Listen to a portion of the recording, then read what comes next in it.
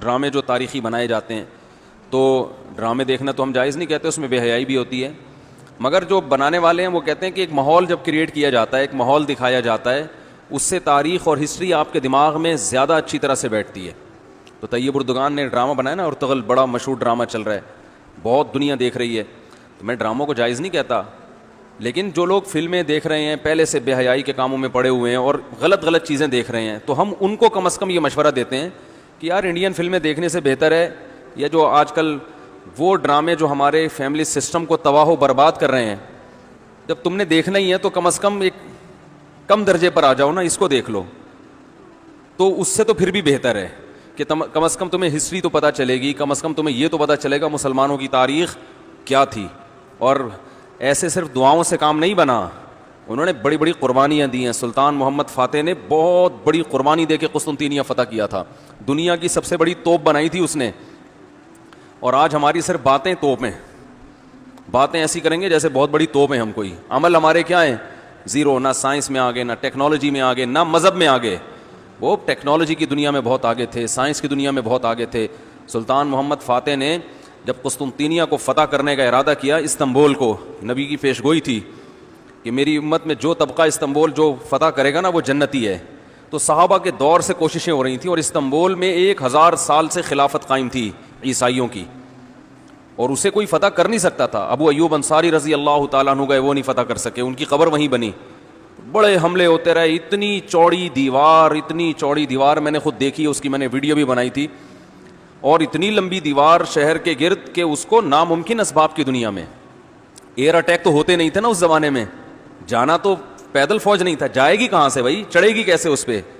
سیڑھیاں لگا کے جو چڑھتے تو اوپر انہوں نے گرم تیل گرم ہوتا تھا، اس کے دیگ رکھے ہوئے ہوتے تھے، تو وہ دیگ الٹتے تھے تیل ڈال کے، کوئی چڑھ نہیں سکتا تھا، بہت زبردست ڈیفنس تھا، کوئی میلی آنکھ اٹھا کے دیکھ نہیں سکتا تھا، اور جتنی لڑائیاں ہوئی سب ناکام ہوئی تھیں۔ سلطان محمد فاتح نے کہا بھائی نبی نے خوشخبری دی ہے، ہم فتح کر کے چھوڑے گا۔ پھر وہ مشہور واقعہ ہے، اس نے کیا کیا کہ خشکی میں کشتیاں چلا دیں، سارے جانور راتوں رات ذبح کیے، ان کی چربی پگھلا کے پتھروں پہ بچھائی گئی ہے، اس پہ سمندری جہاز بٹھا کے، وہاں میں جب ترکی میں گیا ہوں تو اب دیکھو یہ چیز کتابوں میں بھی بتائی جا سکتی تھی نا، لیکن وہاں طیب اردگان نے کیا کیا ہے، میوزیم بنائے ہیں، ان میں یہ پورا منظر دکھایا جاتا ہے۔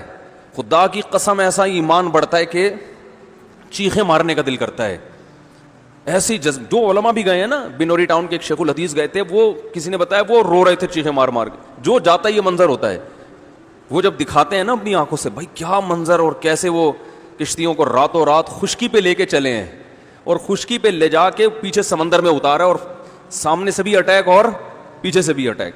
انگریزوں نے لکھا ہے، گوروں نے ہسٹری میں، کہ یہ اسباب کی دنیا میں ممکن نہیں ہے، بہت بڑا کارنامہ انہوں نے سر انجام دی، اور راتوں رات۔ تو یہ ہماری تاریخ تھی جس کی وجہ سے ہمیں عروج ملا تھا۔ آج ہم صرف پیڑے کھا رہے ہیں، باتیں ٹھوک رہے ہیں بیٹھ کے، صحیح ہے نا؟ بزرگوں پہ طنز، علماء پہ اعتراضات، ایک دوسرے پہ کیچڑ اچھالنا، فرقہ پرستی، ان چیزوں میں ٹائم ضائع ہو رہا ہے، اور کوئی موٹیویٹ کرنے والا نہیں ہے، کوئی تعمیری کام کرنے والے لوگ بہت تھوڑے رہ گئے ہیں، اور ٹیکنالوجی کی طرف تو توجہ ہی نہیں ہے۔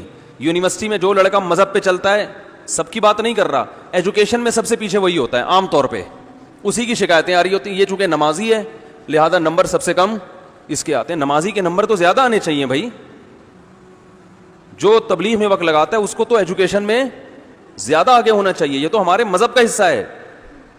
صحابہ کرام نے جو ملکوں کے ملک فتح کیے، اور جو ہمارے تاریخ میں فاتحین ملتے ہیں، سب سے پہلا بحری بیڑا حضرت معاویہ نے بنایا ہے۔ سمندر پہ سب سے بڑی فوج جو اس وقت اتاری ہے، وہ کس نے اتاری ہے؟ حضرت معاویہ رضی اللہ تعالی عنہ نے، اور نبی نے پیشگوئیاں سنا دی تھی پہلے کہ سمندر کی لڑائی ہوگی، اس میں جو شہید ہوگا اسے میں جنت کی خوشخبری دیتا ہوں، اور آپ صلی اللہ علیہ وسلم نے سمندر میں شہید ہونے والے کو زیادہ بڑا شہادت کا درجہ عطا فرمایا۔ میں نے تو سمندری لڑائی کے فضائل پر احادیث جمع کی تھی، ایک میرا بیان ٹوٹلی اسی پر ہوا تھا کہ سمندری لڑائی کتنی اہم ہے۔ نبی کو معلوم تھا میری امت سمندروں پہ بھی چلے گی، سمندر پہ چلنا ٹیکنالوجی کے بغیر ممکن ہے کیا؟ پھٹے لگا کے بیٹھ جاؤ گے اس پہ کہ ملاحوں کو بلاؤ گے یار تم مچھلیاں پکڑتے ہو، 2-4 پھٹے یہاں بھی، وہ بھائی لڑنا ہے اس پہ، تو سامنے والا بھی لڑے گا۔ تو نبی صلی اللہ علیہ وسلم فرمایا جو سمندری لڑائی ہے، جو شخص سمندر میں جہاد کرے گا اس کے جو چکر آئیں گے نا اس پہ بھی اللہ اس کو اجر دے گا. بڑی خوشخبری ہیں اس کے گناہوں کی معافی کی, کیونکہ آپ کو پتا تھا کہ امت جب تک سمندر پہ کو فتح نہیں کرے گی اور سمندر پہ سفر نہیں کرے گی, یہ اس دنیا پہ حکومت نہیں کر سکتی. تو حضرت معاویہ نے جو پہلا بیڑا بنایا اس کے امیر کو امیر البحر کہتے تھے. بحر کہتے ہیں سمندر. یہ امیر البحر کی ٹرم یہ انگلش میں منتقل ہوئی ہے جس کو ایڈمرل کہا جاتا ہے. بہت ساری فوجی اصطلاحات اور سائنسی اصطلاحات عربی سے انگلش میں ٹرانسفر ہوئی ہیں, عربی سے انگلش میں گئی ہیں. آج میڈیکل سائنس میں بہت سے الفاظ ایسے ہیں جو عربی سے انگلش, مسلمان سائنسدانوں کے تھے وہ, لیکن اب دیکھو حال کیا بنا دیا. ایک نمبر کے سست نمازیوں کی حالت تو دیکھ لو جا کے. سب سے سست ترین جو ہوگا وہ دیندار بنا ہوا ہوگا.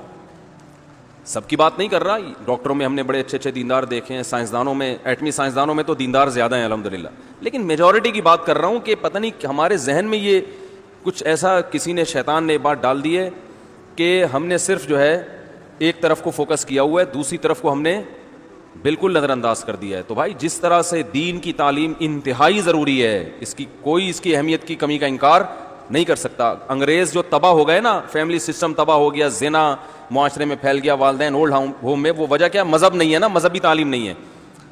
لیکن ہم جو معاشی لحاظ سے تباہ ہو گئے اور ترقی میں پیچھے رہ گئے, وجہ کیا ہے, مادے پہ محنت نہیں کی ہے.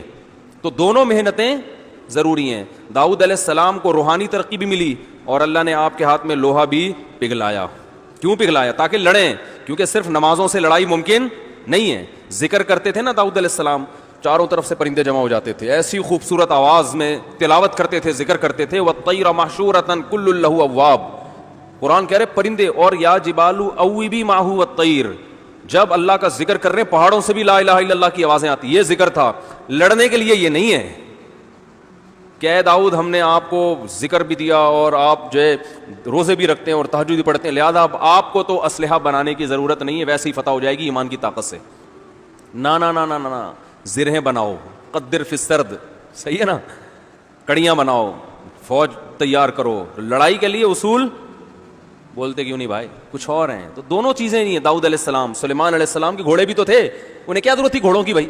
کہتے میں اللہ کا اتنا عبادت گزار ہوں, میں اسباب اور وسائل کیوں, میں مسلح بچھاؤں گا, دعا مانگوں گا, ملک فتح ہو جائے گا. او بھائی گھوڑے رکھے ہوئے ہیں, صحیح ہے نا, ان کو پیار کرتے تھے گھوڑوں کو, کیونکہ اس زمانے میں گھوڑا اور ٹینک برابر تھے, بلکہ ہوائی جہاز تھا گھوڑا اس زمانے میں, تو جنگیں گھوڑوں کے بغیر نہیں ہوتی تھی, گھوڑے تیار کیے ہوئے ہیں. تو لڑے ہیں وہ لوگ اور اسباب اور وسائل اختیار کیے ہیں. آج ہم پیڑے کھانے والی باتیں کرتے ہیں اور پیڑے کھا رہے ہیں بیٹھ کے, اور سمجھتے ہیں کہ بس یہ قرآن خوانیوں سے اور آیت کریمہ سے مسائل کیا ہو جائیں گے حل. تو یہ بھی ضروری ہے بھائی, وہ بھی ضروری ہے. تو میں بتا رہا تھا کہ وہ جو ڈرامے کی بات کر رہا تھا, تو ماحول بنانا پڑتا ہے نا. تو طیب اردگان نے کیا کیا کہ کیونکہ جو لبرل لوگ ہیں وہ ایسے ڈرامے, ایسی فلمیں بنا کے نا نوجوان نسل کا دماغ خراب کر دیا انہوں نے. اتنا دیکھو, اب محمد بن قاسم کو بھی لوگوں نے ڈاکو کہنا شروع کر دیا ہے, معاذ اللہ.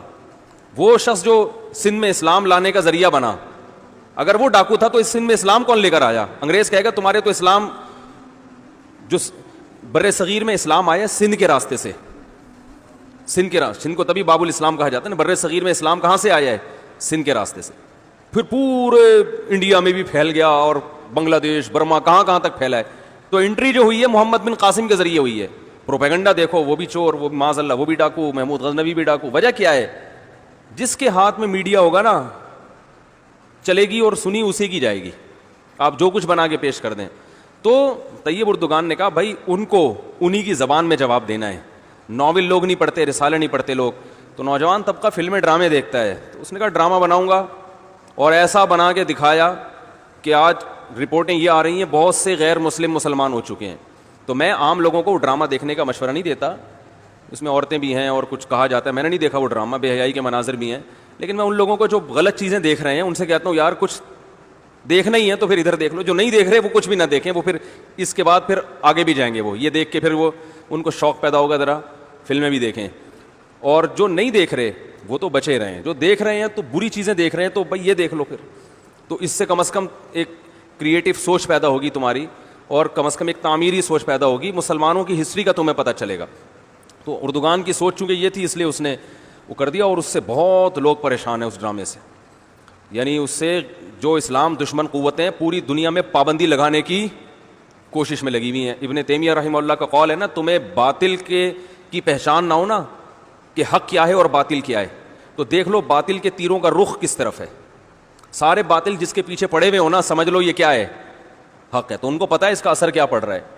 تو ماحول جو کریٹ کیا جاتا ہے, ماحول ایک قائم کیا جاتا ہے, اس سے جو